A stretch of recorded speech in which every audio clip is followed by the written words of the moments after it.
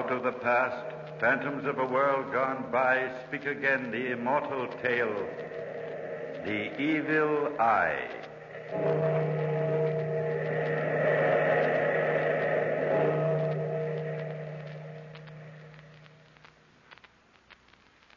Now, please read the last line, Mr. Despermont.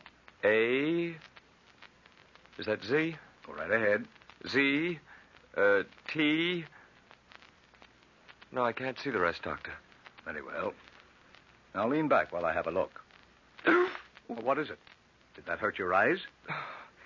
You flashed that little light into my eyes. I had a terrible pain in the back of my head. Oh. Well, then, put your head way back. I can probably see with the overhead light.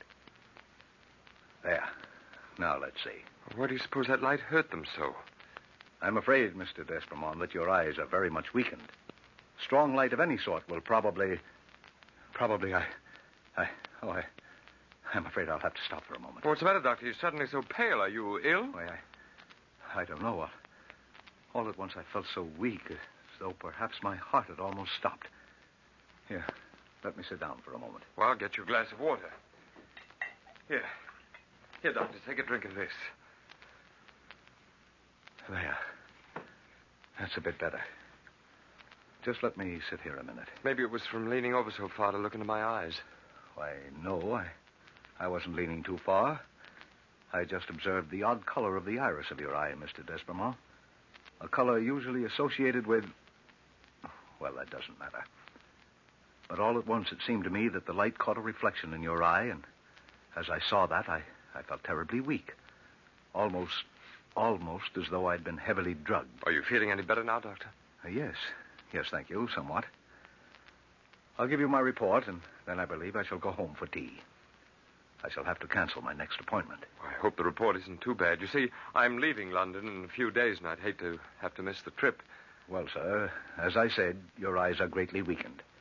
I should definitely advise your keeping out of strong light, especially bright sunlight. I'm afraid that if you don't, you will greatly endanger your vision. You mean I may go blind? I'm sorry to have to tell you this, sir, but I must be frank. You will almost certainly be blind within time unless, well, without surgery, those nerves cannot be saved. But, Doctor, I've got to go to Naples. Everything's arranged, and I can't change things. For what reason, Mr. Despermont? Well, one that may sound a bit super romantic, I'm afraid. You see, my fiancée, Miss Ward, has gone there with her uncle, and I'm going to join them for a short while. Well, there's no hindering youth in love, sir. I may as well give up that thought now. I'll tell you, though, I should advise treatment immediately upon your return. And meantime, against the brilliance of the Italian sun, I should advise covering your eyes with smoked glasses. Under no circumstances look directly into brilliant light. You think it'll be safe to go then, Doctor? Well, tell me, why can't Miss Ward return to London? Well, surely if you explain... I should hate to worry her over so trivial a matter, Doctor. Trivial? I assure you, Mr. Despermont, this is no trivial matter. It means your sight, the power to see. Under those circumstances, I should send for her, I suppose. But, you see, she went there for her own health, and as long as I can protect my eyes until I return, I feel that my visit to her would be safer. Has she been very ill? Look at me, Mr. Despermont, while we talk. Keep your eyes from that strong overhead light. Well, for some time before her departure, she was subject to sudden fits of faintness. Her color had gone, and she was very weak when she left London. Those faint spells were very strange, Doctor. In fact, they seemed to come upon her just as yours did. Often when we were very close, looking into each other's eyes. Well, then, sir, in that case, I should have... That flash of light in your eyes... Doctor! Doctor, what is it? Can't you hear me, Doctor? What's the matter?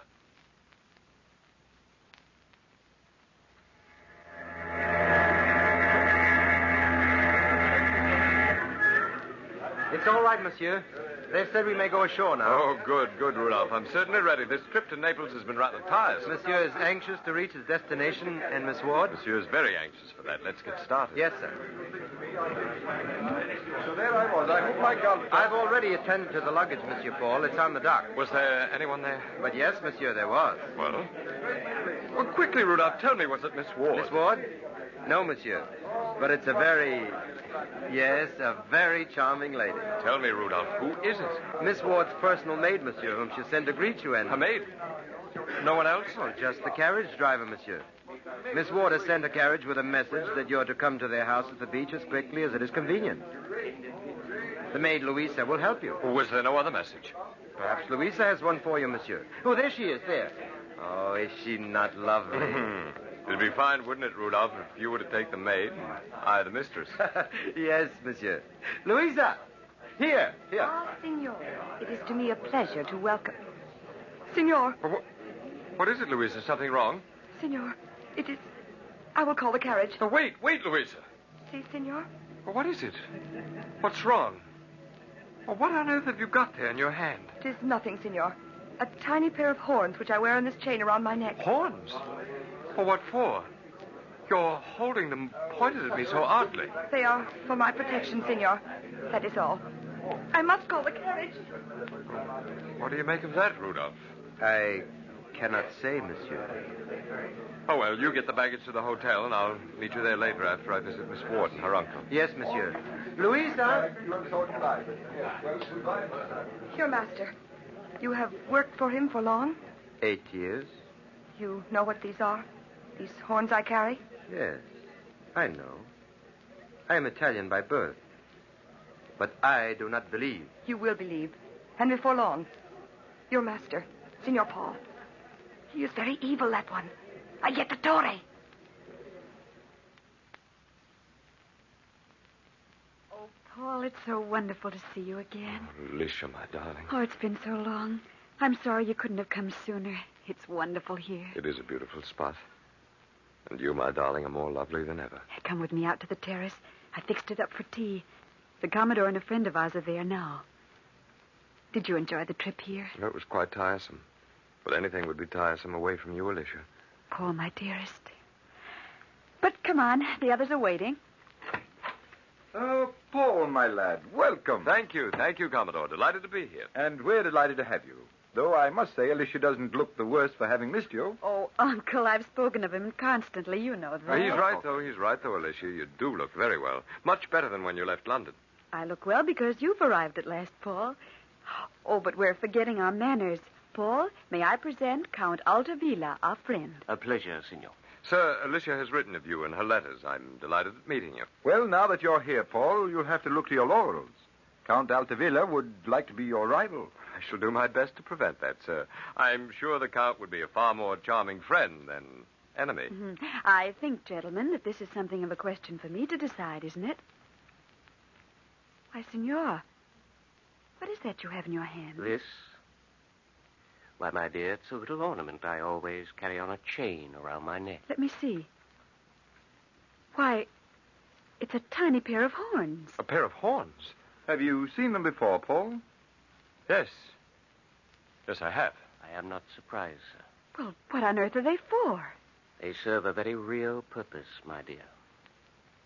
We were speaking of your health, Alicia. You have improved greatly since coming here to Naples. My faint spells have stopped. I'm sure it's the sunshine. You've had none of the spells since you left London? She's been as bright and healthy as a flower, Paul, and just as beautiful.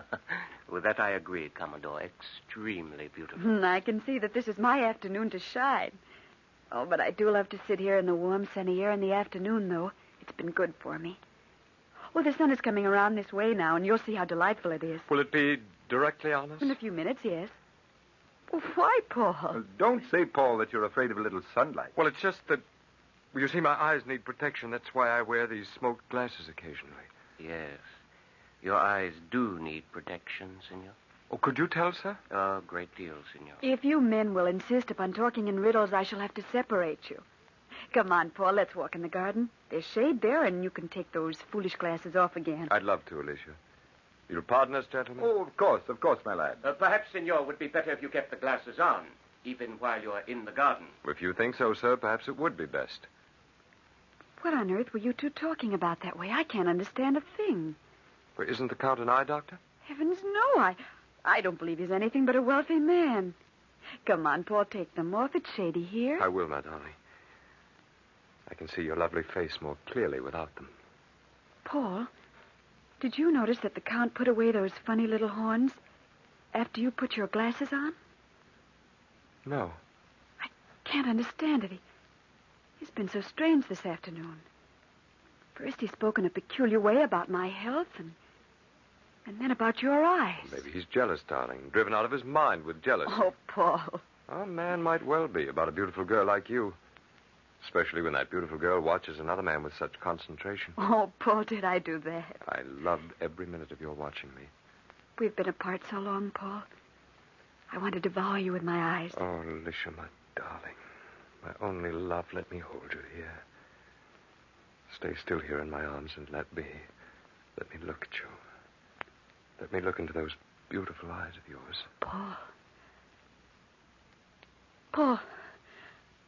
Paul, what's happening? What's the matter? Alicia. Alicia, speak to me. Paul, I feel so faint, so funny. Just the way I used to feel before I left London. Well, here, darling. Sit down here on this little bench. Rest yourself for a moment. Oh, there. I'm beginning to feel better now. A little stronger. I can't imagine what it was. I felt drugged somehow, as though I was losing all my strength. I could see the light flashing in your eyes. Let's go back to the house. This worries me. Maybe a little rest. Yes, rest may be what I need, Paul. I've been waiting for you for so long, and now that you're here, perhaps my nerves are in need of rest. Come on, dearest. Look up there on the terrace. The Count is gone, I guess. Yes, the Commodore's standing there alone. He seems to be waiting for us. He seems puzzled about something.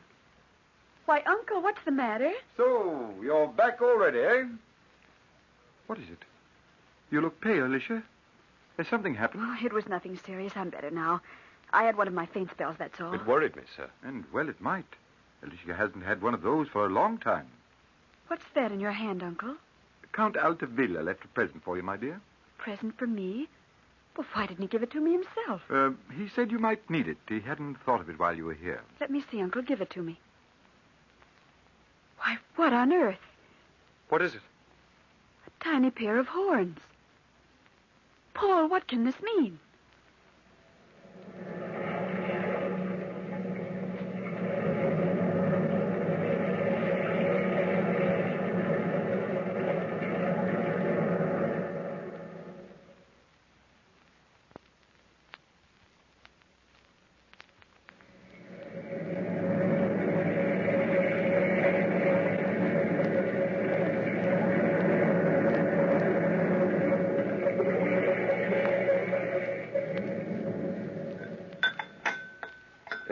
Anything else, monsieur? No, thank you, Rudolph. That was a delicious dinner they sent up. It is an excellent hotel, monsieur. Tell me, Rudolph, you talked to Louisa the other day after I'd left. Yes. Did she explain her attitude toward me? She seemed so frightened. No, monsieur. She was not frightened. It was just... Oh, come, Rudolph. I could see that there was something wrong, and later Count Altavilla held a pair of these horns toward me, just as Louisa had. Monsieur, if you insist on knowing, it's a silly superstition they have here. Superstition? What kind? It's about the evil eye. They believe that some people with eyes the color of yours, monsieur, possess a terrible power, the power to kill with a glance. The ignorant Louisa believed it of you. Perhaps not so ignorant. But, monsieur, you do not believe it. You remember, Rudolph, I told you about the doctor's fainting after examining my eyes? Yes, monsieur. The same thing happened with Alicia. The first time she's fainted since she came here, since she saw me last. Now, there could be a connection. Tell me, Rudolph, you were born in this country. Have you ever seen this evil eye in action? I have seen several accused of having it. A man so afflicted is called a jettatore. I have even seen the ignorant people hound him to death. Of course, you, monsieur, a foreigner, a gentleman, they would not dare. And the horns, what are they? Horns, monsieur? Oh, you have seen those, too? Twice. They are supposed to be able to ward off the evil of the glance of a jettatore. Then even the Count Altavilla believes in this. Even so educated a man as he, monsieur. I will answer, monsieur. Monsieur D'Espremont, if you please. Who is calling, monsieur? Count Altavilla, come in. Thank you, senor. I trust I am not intruding. Not at all. Be seated, senor. It's a pleasure to see you. Perhaps it will be less of a pleasure when I've explained my visit. Was that so, senor? I see you've not forgotten to replace the horns. By no means. I trust them with my life. And so must Miss Ward until I have your promise to stay away from her. Stay away from her? I can't do that, senor. I've come to ask you that very thing. But she's my fiancée. You have no right to ask such a thing. It is for her sake. You can do her great harm. I can take steps, senor, to prevent that harm. No, senor, that will not do. You must refuse to see her again. And leave the field clear for you? Precisely. I shall marry Miss Ward. She will be safe that way. And, senor, what will Miss Ward have to say about this? I've already told her and her uncle about the evil power you possess. I've warned them. And what was Miss Ward's answer? Unfortunately, she was stubborn, senor. She will not believe in this power. She believes herself to be ill of some other cause and wishes to marry you. But that, of course, is immaterial. Immaterial, senor? Immaterial that the girl I love, the most wonderful girl in the world, would prefer to chance death with me than marry another?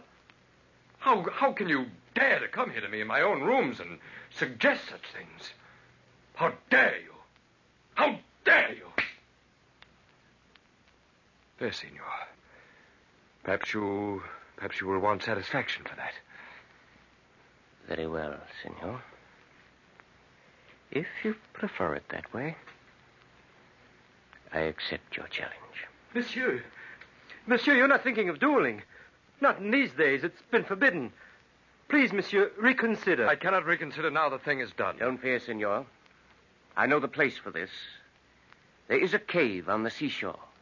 No one will be near. As for the weapon, senor, I have a suggestion. I will give you the privilege of selecting the weapons. Since you believe in the power of my eyes, that even with a glance I might kill you, I suggest we duel with swords blindfolded. Blindfolded? And that way, senor, if one of us wishes to run away, he will also not be able to find the cave's mouth. It is a fair suggestion, senor. It is settled then. Tomorrow morning at sunrise. The cave is near to Miss Ward's house. Your servant will stand guard outside. There will be no danger of discovery, senor, for the tide washes into the cave and leaves it bare of clues. Oh, monsieur. Monsieur, what have you done?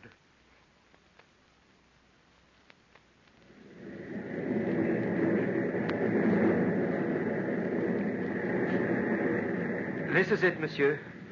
The cave. Very well, Rudolph. And there is Count Altavilla coming up the beach. Oh, monsieur, I beg you, stop now. Don't go on with this. No, Rudolph, it's settled now. I must go on. Senor, is everything prepared? I'm quite ready. Very well, then. Look in here. You see, there is sufficient room for us. Enough for our purpose, senor. All right, Rudolph, you may blindfold us now. Bind my eyes first so the Count will see that it's done fairly. Monsieur, Come, Rudolph. It's getting late. Very well, monsieur. There. Tell me if I tie it too tightly. No, that's fine. Tie on Count Altavilla's blindfold now and lead us into the cave. Yes, monsieur. And you, sir? Am I tying it too tightly? It fits very well as it is. And now, this way, monsieur. This way. Stand guard outside, Rudolph. Be sure to keep careful watch. Yes, monsieur. And now, senor. Ready, senor. We begin.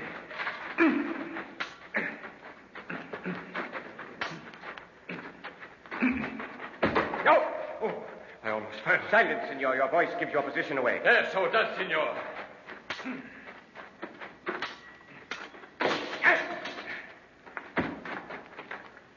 Oh. You have stabbed me, senor. It is a mortal wound. Senor. Count Altavilla. Oh, let me see. Let me get this blindfold off. He's dead.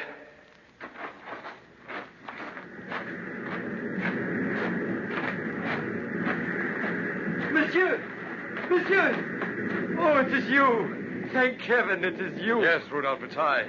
The tide will come later and claim Count Altavilla. At least no one can say it wasn't a fair fight. Oh, no, monsieur. Here, I will get your coat. The sun is rising now, but you're chilled. Yes, the sun is rising. rising on another day. Look, Rudolph, how red and brilliant it is. Oh, Rudolph. Rudolph, my eyes, my head. Monsieur Paul, what is it? Rudolph, where are you? I can't see you. Everything is dim and dark. Well, I'm here, monsieur. Right here. Can't you see me yet? Yes. Yes, Rudolph. Now that you're closer, I can see you. But not too well. Oh, Rudolph. This is a great day for me. Monsieur, your eyes. They are red. Do they hurt you? Can't you see? I can still see, Rudolph. I can still see, but not for long. Rudolph, I'll soon be blind. But, monsieur, you sound happy. Happy to be blind. I forgot. I looked at the sun when it was rising. It was brilliant and red. And now I'll be blind. Why didn't I think of it before? Of what? Blindness, Rudolph, blindness. If I'm blind, my eyes can hurt no one. It was so simple. And now, by chance, by the goodness of heaven, I'll be blind. Alicia and I will be safe together after all. Monsieur, have you gone mad? Oh, far from it, Rudolph. A lucky accident has brought me happiness. Alicia. Rudolph, go back and wait for me at the hotel. I'm going to her now. I must see her again, just once again, before I can see her no longer.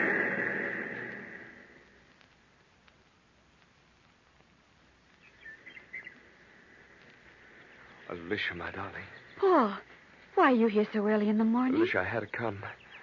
I had to tell you that everything's all right now. What's all right, my dearest? It always has been, hasn't it? I knew you'd be awake, Alicia, when I came and called under your window. There couldn't have been anything better to wake up to than the sound of your voice calling me. It's wonderful here in your garden, in the early sunlight, isn't it? Any place is wonderful with you, my darling. Everything is so brilliant and sparkling. But, Paul, you've forgotten. Your eyes, you said you had to protect them. Well, that doesn't matter any longer, my love. That's over. What's over? Oh, Paul, why does everyone act so strange? First, it's Count Aldavila with some weird idea about your eyes, and now you act so mysteriously. It's nothing to worry about, my darling. Everything's fine now. Paul, please tell me what it is. Oh, my darling, come here. Come into my arms. Here, let me look deep into your eyes. Let me see you as you are, and let me look well. I want to fix your picture in my mind so I'll remember it always, always, my love, just as you are now. You'll never change for me. Paul, you're looking at me as though you'll never see me again. What is it? Never see you again? Well, I'll always see you just like this. Oh, Paul, I feel so faint, so awful, as though I were going to... Oh, help me. Don't let me fall. Alicia. Oh, I've looked too long. Alicia, I'll rest you here on this bench. I'll get you water. I'll be right back. Paul. I'll be right back. Oh, my eyes. It's all so dark I can't see. Alicia. Say something, Alicia, so I can find my way. Say something. Alicia.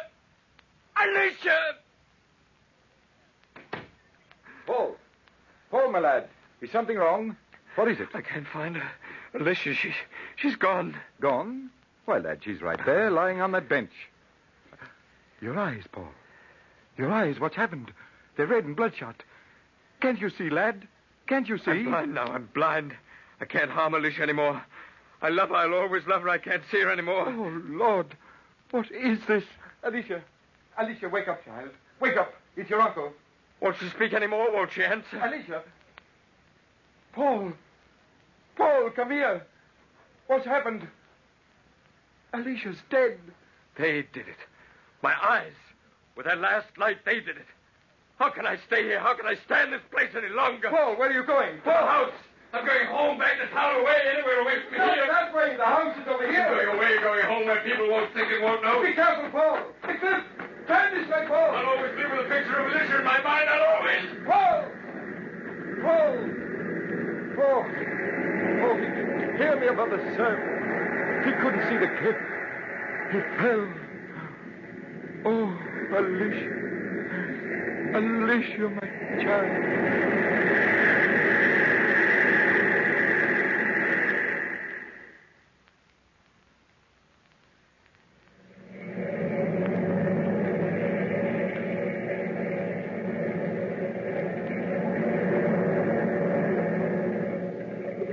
From the time-worn pages of the past, we have brought you the story, The Evil Eye. Bellkeeper, toll the bell.